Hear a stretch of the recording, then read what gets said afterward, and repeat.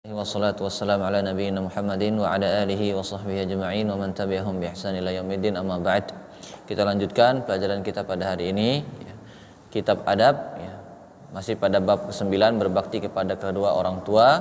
Kemarin sudah hadis ke-11, bahwasanya Abdullah ibnu Mas'ud bertanya kepada Rasul, apa amalan yang paling afdal? Rasul menjawab, jawaban pertama? Salat pada waktunya. Kemudian ditanya lagi, apa amalan paling afdal? Yang kedua, berbakti kepada orang tua. Yang ketiga, jihad di jalan Allah Subhanahu wa taala. Dan sekarang antum semua sedang berjihad di jalan Allah. Kita masuk ke hadis ke-12. An Abi Hurairah radhiyallahu anhu qala, jaa rajulun ila Rasulillah sallallahu alaihi wasallam faqala, ya Rasulullah, man ahaqqun nasi bihusni sahabati? Qala ummuk. Qala thumma man? Qala ummuk. Qala thumma man? Qala ummuk. Qala thumma man? Qala thumma abuk. Muttafaqun alaih. Dari sahabat yang mulia Abu Hurairah radhiyallahu anhu, semoga Allah meridhoinya, dia berkata, Ja'a rajulun ila Rasulillah sallallahu alaihi wasallam, telah datang seseorang laki-laki kepada Rasulullah sallallahu alaihi wasallam. Faqala ya Rasulullah, kemudian ia bertanya, wahai Rasulullah, man ahaqqun nasi bi husni sahabati? Siapakah orang yang paling berhak untuk aku berbuat baik kepadanya? Kemudian jawabannya Rasul SAW, ummuk, ibumu. Laki-laki tadi bertanya lagi, summa man, siapa lagi wahai Rasul? Dijawab lagi, ibumu. Ditanya lagi, siapa lagi wahai Rasul? Jawab lagi, ibumu. Kemudian yang terakhir, qala summa man, ditanya, siapa lagi wahai Rasulullah SAW? Qala summa abuk. Yang terakhir baru Rasul menjawab, summa abuk, kemudian ayahmu. Jadi ibu, kemudian ibu, kemudian ibu, yang terakhir baru ayah. Dalam hadis ini Rasulullah SAW menjelaskan kepada kita semua betapa besarnya hak kedua orang tua yang harus ditunaikan oleh setiap anak, karena merupakan sebab lahirnya seorang anak. Sebab kita terlahir di dunia ini adalah karena orang tua, terlebih lagi seorang ibu. Maka berbuat baiklah kepada kedua orang tua, sebagaimana Allah Subhanahu wa taala perintahkan, wa qada rabbuka alla ta'budu illa iyyah wa bil walidaini ihsana. Dan Tuhanmu telah memerintahkan supaya kamu jangan menyembah selain Dia, wa bil walidaini ihsana, dan hendaklah kamu berbuat baik kepada ibu bapakmu ihsana, dengan sebaik-baiknya. Wa qada di sini bermakna amara, atau bermakna wajaba, atau bermakna aujaba, maknanya perintah atau mewajibkan. Yang mengatakan ini bermakna amara itu adalah Ibnu Abbas, kemudian Qatadah, kemudian Al-Hasan. Yang mengatakan bahwasanya ini bermakna aujaba adalah Rabi' ibnu Anas. Pernah mendengar Rabi' ibnu Anas? Pernah mendengar? Siapa yang pernah mendengar Rabi' ibnu Anas? Angkat tangannya. Rabi' ibnu Anas Al-Basri. Siapa yang pernah dengar? Angkat tangannya. Gak pernah semua dengar. Afan pernah dengar? Tidak pernah dengar kan? Iya. Baca di mana? Di mana? Buku siapa? Buku kisah. Robi yang mana antum? Jarang soalnya Robi ibnu Anas di buku kisah. Siapa yang pernah dengar? Angkat tangannya. Pernah? Siapa lagi yang pernah dengar? Iya, Robi ibnu Anas. Ke belakang lah situ, ikut berdiri tuh sama Syafiq. Nah, situ belakang situ. Siapa? Iya.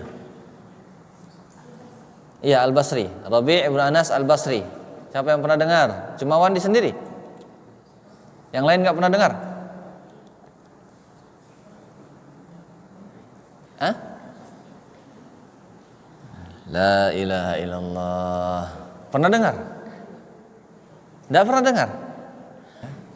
Kalian semua telah berdusta. Lihat halaman 8. Hah, nggak pernah dengar? Bilang nggak pernah dengar.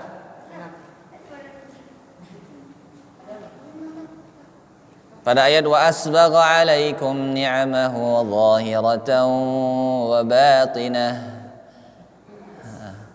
Apa arti zahirah sama batinah? Jawarih. Batinah amalan qalb, amalan hati. Itu disebutkan Rabi ibnu Anas Al-Basri. Ya, sudah mendengar semuanya, tapi bilang belum mendengar. Halaman 8. Kita lanjutkan. Ya. Nah, perhatikan di ayatnya. Tadi disebutkan dalam tafsir Al-Baghawi, ya, jilid ke-6 halaman 200 halaman 675.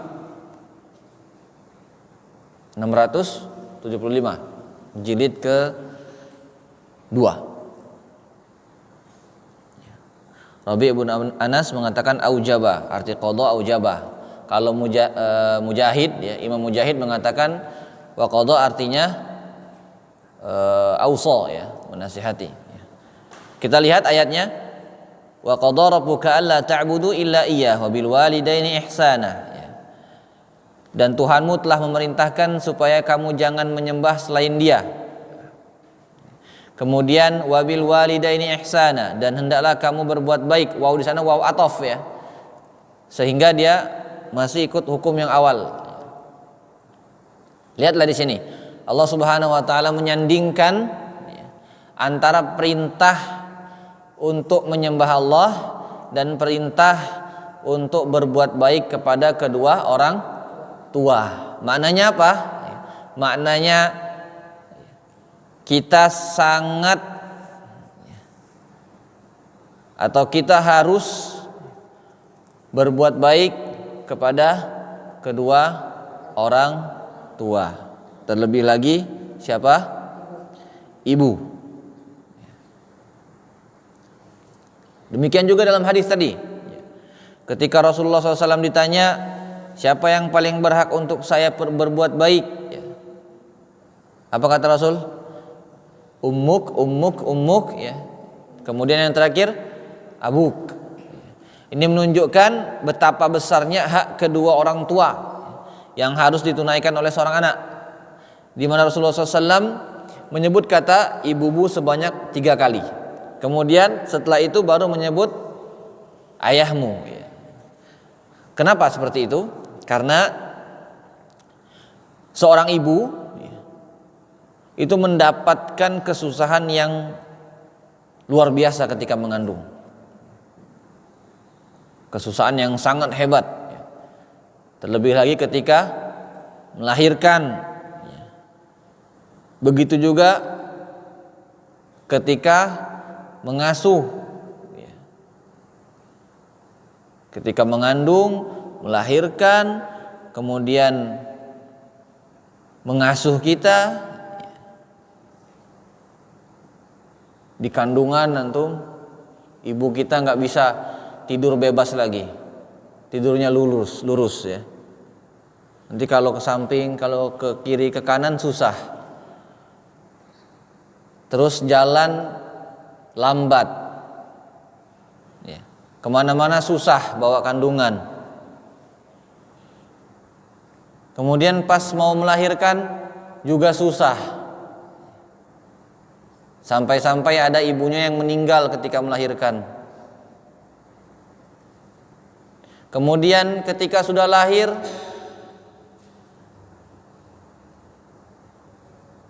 juga perlu perhatian lebih antumnya. Ketika sudah lahir, nanti ibunya mau istirahat malam-malam, jam 2 malam antum nangis. Ditinggal sebentar, nangis. Kemudian sudah beranjak jadi anak-anak, begitu pula. Minta mainan gak dikasih, nangis. Ngamuk-ngamuk kesana kemari. Ya tidak? Iya. Diajak makan susah waktu kecil. Ibunya susah-susah, sudah dimasak, sudah disuapin, lari sana, lari sini.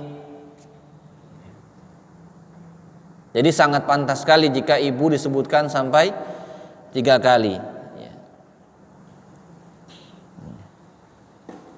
Setelah semua yang dilakukan oleh kedua orang tua kita, ibu kita yang susah payah merawat kita, kemudian ayah kita yang memberikan nafkah, maka harus wajib bagi kita untuk berbakti kepada kedua orang tua. Hendaknya kita tidak berbuat durhaka kepada mereka, tidak membangkang. Kalau diberikan perintah ditaati, dan tidak angkuh di hadapan mereka.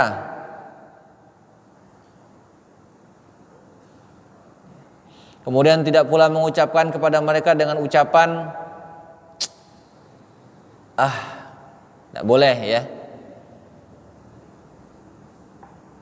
yang akan menyakiti hati mereka. Karena semua ini adalah bentuk uququl walidain. Kalau tadi birrul walidain, ini uququl walidain. Artinya apa? Durhaka kepada kedua orang tua, yang dosanya sangat besar. Terlebih lagi jika sampai memukul mereka, ya. Na'udzubillah. Sekarang kita melihat, mendengar di tempat lain itu ada yang sampai memukul orang tuanya. Ada yang sampai, na'udzubillah, dia membunuh orang tuanya sendiri. Jangan sampai seperti itu ya. Bilang aja nggak boleh. Siapa yang melarang? Allah Subhanahu Wa Taala bilang aja nggak boleh. Apalagi sampai memukul, ya. Allah Subhanahu Wa Taala berfirman, imma yablughanna 'indakal kibara ahaduhuma aw kilahuma fala taqul lahumā uff wa la tanharhumā wa qul lahumā qawlan karīmā. Jika salah seorang di antara keduanya sampai berumur lanjut dalam pemeliharaanmu, maka sekali-kali janganlah kamu mengatakan kepada keduanya perkataan atau setiap, ya.